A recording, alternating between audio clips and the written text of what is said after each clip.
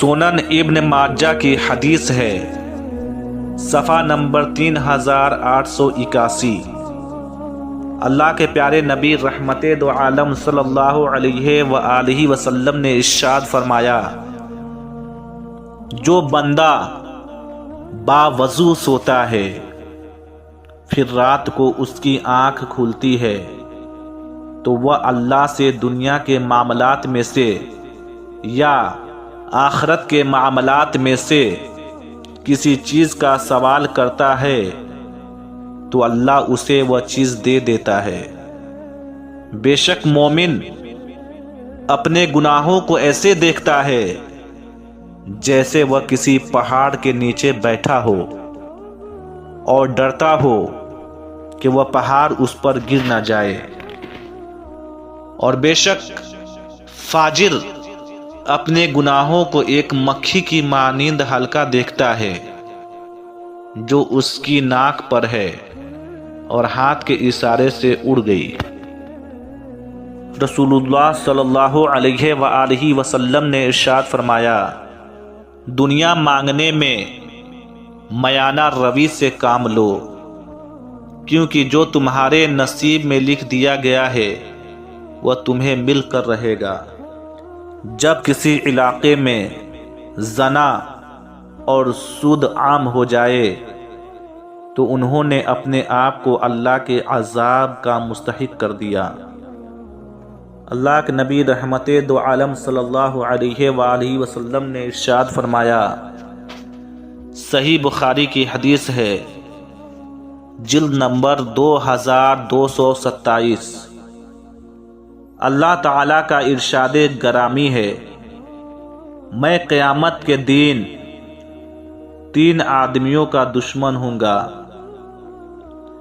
ایک وہ جس نے میرا نام لے کر عہد کیا پھر بے وفائی کی، دوسرا وہ جس نے کسی آزاد کو بیچ دیا اور اس کی قیمت کھائی، اور تیسرا وہ جس نے کسی مزدور سے پورا کام لیا لیکن اس کی اجرت نہ دی۔ ترمذی اور صحیح بخاری کی حدیث ہے، اللہ کے نبی رحمت دو عالم صلی اللہ علیہ وآلہ وسلم نے ارشاد فرمایا، جنت میں 100 درجے ہیں اور ہر 2 درجے کے درمیان اتنا فاصلہ ہے جتنا آسمان اور زمین کے درمیان ہے۔ درجہ کے اعتبار سے فردوس اعلیٰ جنت ہے، اسی سے جنت کی 4 نہریں بہتی ہیں اور اسی کے اوپر عرش ہے، لہٰذا جب تم اللہ سے جنت مانگو تو فردوس مانگو۔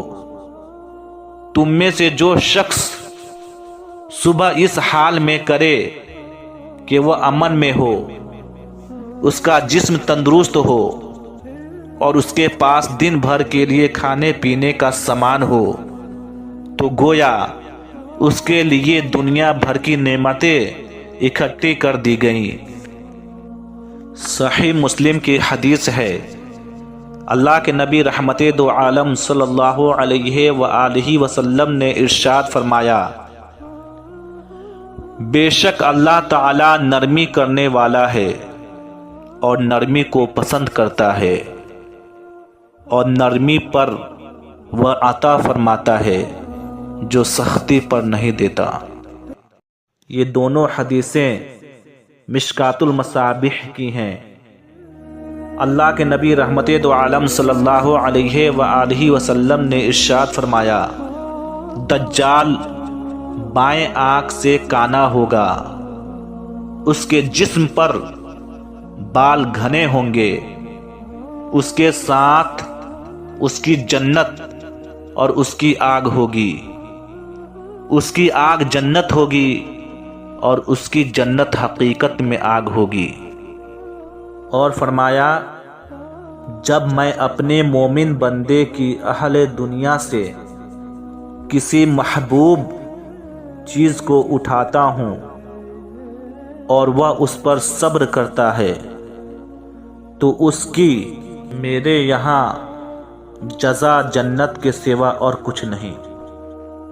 رسول اللہ صلی اللہ علیہ وآلہ وسلم نے ارشاد فرمایا، قیامت کے دن اللہ تعالیٰ 3 قسم کے آدمیوں سے بات نہیں کرے گا اور نہ ہی ان کو گناہوں سے پاک کرے گا، نہ ہی ان کی طرف نظر رحمت سے دیکھے گا اور ان کو دردناک عذاب ہوگا۔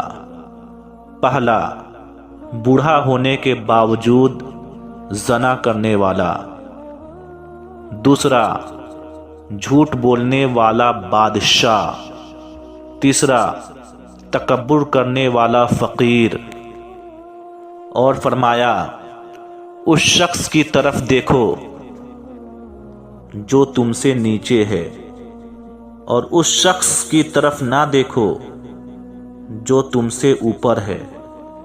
یہ زیادہ لائق ہے کہ تم اللہ کی ان نعمت کو حقیر نہ جانو جو تم پر ہے۔ صحیح بخاری اور صحیح مسلم کی حدیث ہے، رسول اللہ صلی اللہ علیہ وآلہ وسلم نے ارشاد فرمایا، کیا میں تمہیں سب سے بڑے گناہ کے بارے میں نہ بتاؤں؟ صحابہ نے عرض کیا، جی ہاں اے اللہ کے رسول۔ آپ صلی اللہ علیہ وآلہ وسلم نے ارشاد فرمایا، اللہ کے ساتھ کسی کو شریک کرنا، والدین کی نافرمانی کرنا۔ پھر آپ سیدھے ہو کر بیٹھ گئے اور فرمایا، خبردار، جھوٹ بولنا اور جھوٹی گواہی دینا۔ آپ صلی اللہ علیہ وآلہ وسلم نے مسلسل یہ بات دہراتے رہے، یہاں تک کہ ہم نے کہا کہ کاش آپ خاموش ہو جائیں۔ ابو داؤد کی حدیث ہے، اللہ کے نبی رحمت دو عالم صلی اللہ علیہ وآلہ وسلم نے ارشاد فرمایا،